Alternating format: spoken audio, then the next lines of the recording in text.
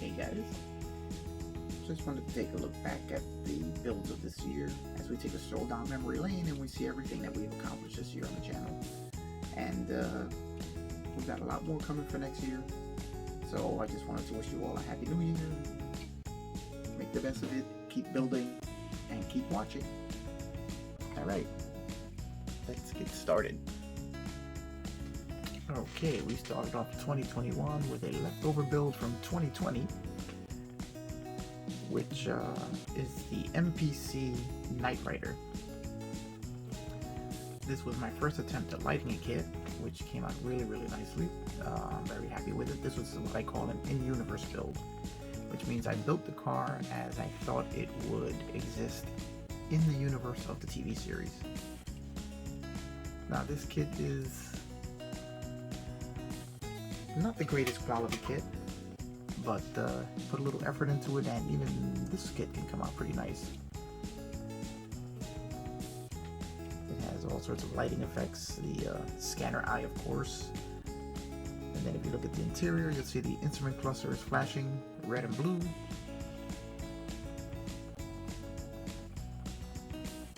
Full build is on the channel.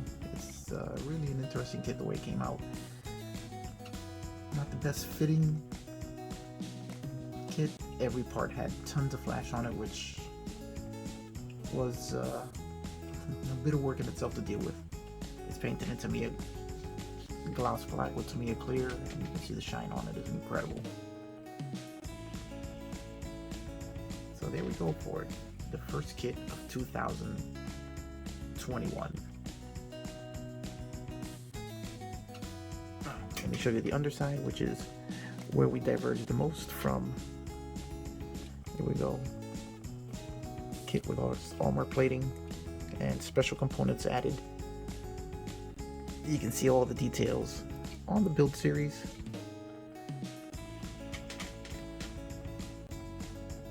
I'm really happy with the way this one came out. Here we have the second build of 2021. This is the Speed Racer Mach 5. This is the Snap Together kit from Polar Lights. It's really not a bad kit at all.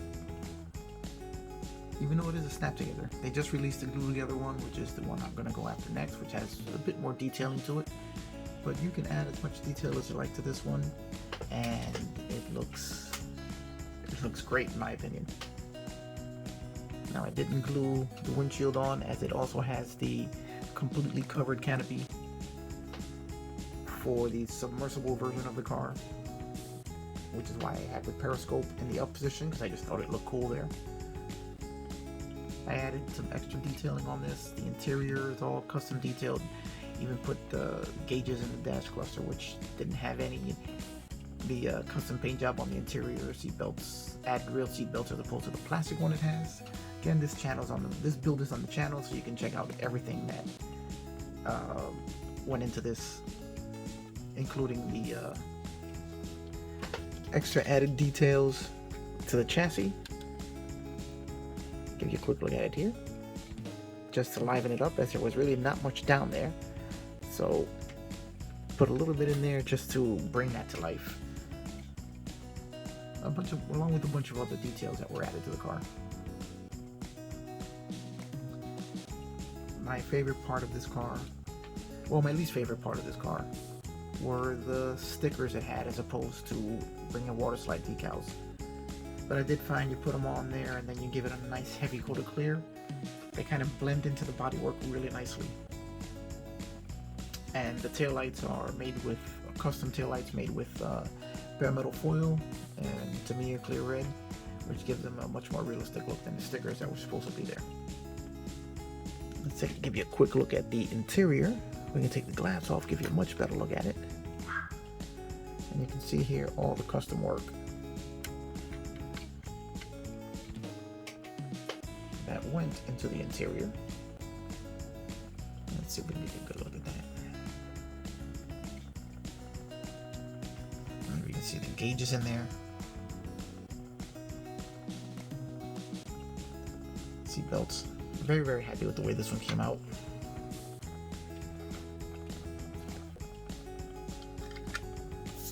is one of my favorite builds of 2021.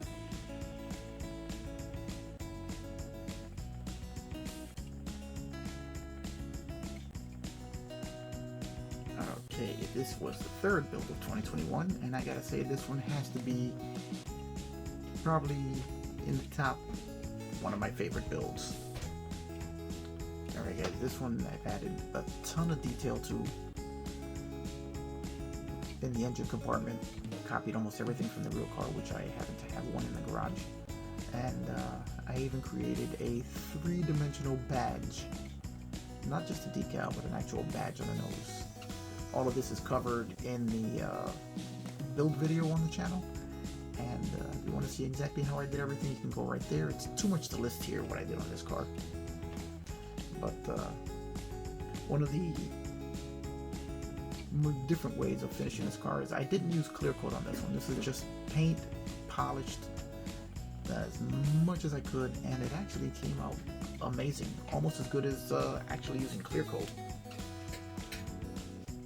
So it is one of my favorite builds of 2021. Okay guys, we have the next build.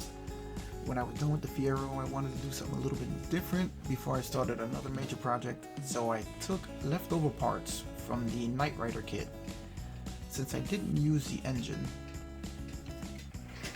because it could be kind of silly for an old V8 to be powering kit when he's supposed to have a turbine engine, I decided to make a small kit out of the V8 that came with the car.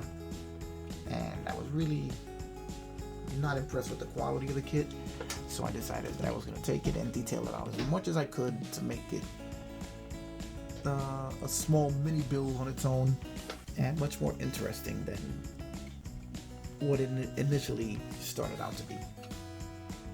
So this is a mock-up of an engine that's about to be torn down,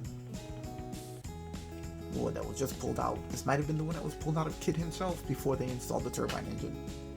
And they started disassembling the engine. As you can see, it's only got spark plug wires on one side. One of the valve covers is off and sitting on the cart. I fabricated the cart myself. The wheels are from a Tamiya tank. Everything else has been made out of evergreen sprue and aluminum, the aluminum top for the cart out of a aluminum sheet that's found at any hobby shop. And if you take a look, the cart does have engine stands attached to it, a transmission pad in the back to hold it up. I was very pleased with the way that came out. It was just a spur of the moment build where I just wanted to do something a little bit different to take a break from all of the big builds. And give you a close-up look at the engine. You can see I even drilled all of the mounting holes for all the manifolds are in there. The spark plug holes are in there. All of the rocker arms are painted. Everything is fully detailed. Transmission is fully detailed out as far as paint goes. And you can also find this on the channel. You can go through this whole build. It's the V8 mini build.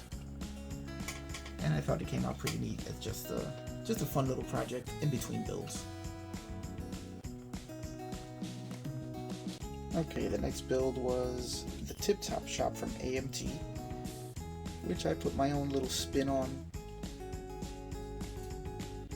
as I turned it into Starfleet motors so that I combine both my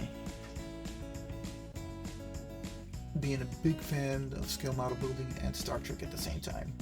As you can see, the uniforms are based off of the uniforms on Star Trek Deep Space Nine, and you can see the guys at the Tip Top Shop are very busy working on anything and everything that comes in. Now, the Tip Top Shop included the soda machine, the workbench for the vise, the telephone, all the equipment up there. Some other stuff I've added myself. the air compressor, oil drum, the engine stand holding a 4-cylinder engine. Then I've added a couple other engines lying around just as part of the fun of dressing up the tip-top shop. This video is also on the channel, so you can see it as it's being done and see all the detailing and all the work that went into putting it together.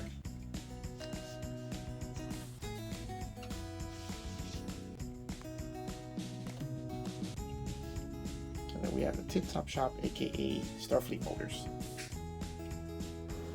Okay, this was another one of my favorite builds of the year, but not for the reason you might think. This is one of my favorite cars of all time, the Opel GT. It's just a fun little sports car from the 70s, late 70s. And I had been looking for a kit. When I found out AMT made one, I had to run out and get it. If I had known what I was getting myself into. This kit is one of the worst fitting kits I've ever been through. It had so many fitment issues. I was surprised I was able to get it done. And that's part of what made it one of the most fun kits. You had to overcome a lot of challenges with this one. And that's what makes it one of my favorites. Because it came out pretty decent. I'm happy with the way it looks. And that's all I pretty much have to say about that. Do I recommend this kit for anybody who is a beginner? No. But if you want a challenge and you like the subject matter, go for it. Because it looks pretty nice when it's done. This is another one where I used no clear coat and just left it on a painted surface. And it has a nice shine to it.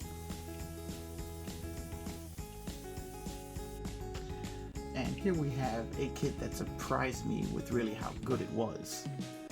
And that's the USS Grissom and Klingon Bird of Prey set from Polar Lights from Star Trek 2, no, Star Trek 3, The Search for Spock. It really is an incredibly well-made kit. Very few fitment issues. The decal work was... it'll keep you busy, let's just put it that way. As the Grissom is almost completely covered in decals. But it was a fun build. The Klingon Bird of Prey is a joy to put together and to weather up. The Grissom, once it's assembled, looks really, really good. And it's a kit that I highly recommend. I mean, I'm telling you, this is just a great kit. I would put it just about at the level of any of the Bandai and Tamiya kits. Really, really is a good kit. Very little flash. The tooling was fantastic. This build is also on the channel, so you can see how it went together.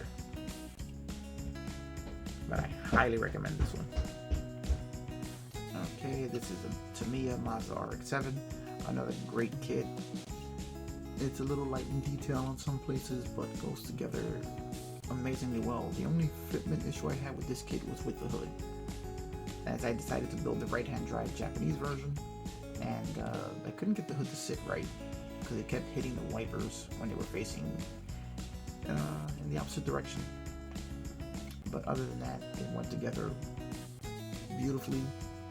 The paint came out really nice on this one. I'm very happy with it, and it's very much a kit that I definitely recommend.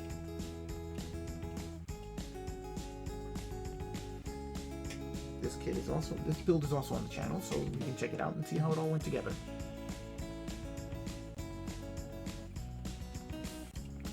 Okay, this is what has to be my favorite build of 2021, as I went totally out of my wheelhouse for this one and went in the directions that I normally wouldn't go. This was built as a